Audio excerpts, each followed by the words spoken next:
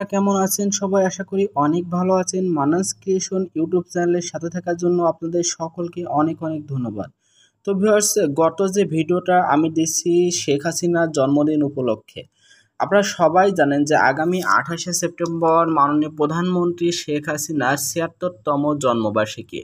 আপনারা যারা আওয়ামী লীগের সমর্থক আছেন বা আওয়ামী লীগের বিভিন্ন অঙ্গ সংগঠন করেন, ছাত্রলীগ, যুবলীগ ইত্যাদি লীগ করেন, তারা চাইলে আমার এই ভিডিওটি দেখে একটা পিএলপি ফাইল সংগ্রহ করে সুন্দর একটা জন্মদিনের শুভেচ্ছা পোস্টার তৈরি করতে পারেন। তো সমগ্র ভিডিওটা আপনাদের দেখতে হবে, কেননা সমগ্র ভিডিওর ভিতরে মোট 3টা পাসওয়ার্ড একটা একটা করে থাকবে। সেই 3টা পাসওয়ার্ড আপনার প্রয়োজন হবে যদি পিএলপি ফাইল ডাউনলোড করতে চান। যারা বুঝতে পারছেন না যে কিভাবে পিএলপি ফাইল ডাউনলোড করতে হবে, তারা ভিডিও ডেসক্রিপশন বক্স চেক করুন, দেখেন যে একটা ভিডিও লিঙ্ক আছে কিভাবে ফাইল ডাউনলোড করতে হয়। ওই ভিডিওটা দেখে শিখে তারপর ফাইলটা ডাউনলোড করবেন। এরপর আমি ফাইলটা এখন কাস্টমাইজ করা দেখাবো যে কিভাবে 2 থেকে 3 মিনিটে আপনার নাম, ছবি এবং নেতাকর্মীদের ছবি পরিবর্তন করে নিতে পারবেন। তো এটা করার জন্য প্রয়োজন হবে একটা অ্যাপসের নাম হলো pixellab। এটা প্লে স্টোরে পেয়ে যাবেন অথবা ভিডিও ডেসক্রিপশন বক্সে লিঙ্ক দেওয়া আছে, ওখান থেকে ডাউনলোড করতে পারেন।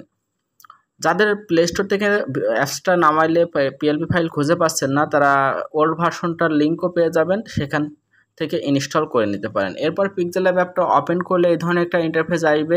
এরপর ফাইলটা এখানে ওপেন করার জন্য উপর দিকে 3 ডট মেনু আছে, এখানে ক্লিক করবেন। এরপর ওপেন ডট পিএলপি ফাইল আছে, এটার উপর ক্লিক করবেন। ক্লিক করার পর উপর দিকে দেখতে পাচ্ছেন ডট পিএলপি নামে একটা অপশন আছে, এখানে ক্লিক করলে আপনার ফোনের ডাউনলোড ফোল্ডারটা ওপেন হবে। আপনি যদি সঠিকভাবে ফাইলটা ডাউনলোড করে থাকেন তাহলে নিচে গেলে দেখতে পারবেন যে শেখ হাসিনার জন্মদিন 2022 2.plp এ ধরনের একটা ফাইল পাবেন। এটার উপর ক্লিক করবেন, ওপেন আর ডাইরেক্ট ক্লিক করলে এটা সুন্দরভাবে পিক্সেলল্যাব অ্যাপসের ভিতরে ওপেন হয়ে যাবে, যেমনটা আপনারা আমার ফোনের স্ক্রিনে দেখতে পাচ্ছেন। এরপর এখান থেকে কাস্টমাইজ করতে হবে নেতাকর্মীদের ছবি প্লাস নিজের ছবি। আপনারা যদি ছাত্রলীগ করে থাকেন তাহলে নেতাকর্মীদের ছবি পরিবর্তন করার আমি প্রয়োজন দেখছি না, কিন্তু যদি যুবলীগ, কৃষক লীগ, মহিলা লীগ ইত্যাদি করে থাকেন তাহলে উপরে এই দুটো ছবি পরিবর্তন করতে পারেন।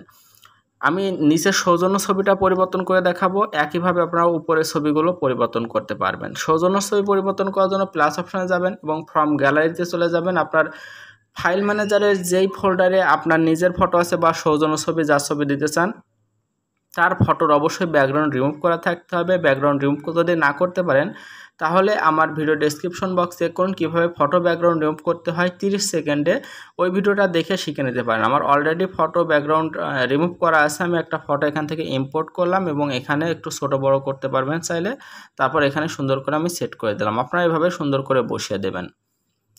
তো ছবি পরিবর্তন করা হয়ে গেল। এখন নিচের ছবিটা ডিলিট করার জন্য লেয়ার অপশনে যাবেন, নিচের ছবিটা খুঁজে বের করবেন, তার ডান দিকে ডিলিট অপশন আছে, এখানে ক্লিক করলে আগের ছবিটা ডিলিট হয়ে গেল, নতুন ছবিটা অ্যাড হয়ে গেল। খুব সুন্দরভাবে দেখতে পাচ্ছেন। তো এখন নামটা পরিবর্তন করার জন্য নামের উপর ডাবল ক্লিক করবেন। ক্লিক করার পর এখানে কিবোর্ড উঠবে, তারপর আপনার নিজের নাম এটা কেটে দিয়ে আপনার নিজের নাম লিখে ওকেতে প্রেস করলে এটা সুন্দরভাবে চেঞ্জ হয়ে যাবে। এরপর যদি আপনার রাজনৈতিক পদ পদবি থাকে তাহলে ইউটিউবার ও কন্টেন্ট ক্রিয়েটারের উপর ডাবল ক্লিক করে এখান থেকে আপনারা এটাও পরিবর্তন করে নিতে পারবেন, দিয়ে আপনার রাজনৈতিক পদ পদবি দিতে পারবেন। যেভাবে আমি আমার ছবিটা পরিবর্তন করে দেখালাম, উপরে নেতাকর্মীদের ছবিও একইভাবে পরিবর্তন করবেন। আমি দেখিয়ে দিই কীভাবে নেতাকর্মীদের ছবি আনবেন। প্লাস অপশনে যাবেন, ফ্রম গ্যালারিতে যাবেন এবং একটা ব্যাকগ্রাউন্ড রিমুভ করা ফটো নিয়ে আসবেন নেতাকর্মীর। অবশ্যই নেতাকর্মীর ব্যাকগ্রাউন্ড ফটো রিমুভ করা ফটো হইতে হবে। তো আমি এখান থেকে ব্যাকগ্রাউন্ড রিমুভ করা একটা ফটো নিয়ে নিচ্ছি। আপনারা যদি লক্ষ্য করেন আমি এখান থেকে একটা নেতাকর্মীর ছবি, তো আমি শেখ মুজিবুর রহমানের ছবিটা এখানে নিয়ে দেখাই। এখান থেকে আমি এটা ওপেন করলাম, ওকে করলাম। এখন দেখতে পাচ্ছেন এটা নিচের অংশ ব্লার করা নাই। ব্লার করার জন্য ছবিটার উপর ক্লিক করবেন, শেপে ক্লিক করবেন, তারপর এদিক থেকে আপনারা যাবেন ইরেজার অপশনে। যাওয়ার পর এখান থেকে দুইটা অপশনই 100 করে দিয়ে এভাবে একটা টান দিবেন, দিয়ে নিচের অংশটা এভাবে রিমুভ করে দিবেন, জাস্ট এভাবে রিমুভ করে দিবেন। তারপরে এখান থেকে আপনারা এই প্রথম অপশনটা একেবারেই ছোট করে দিবেন।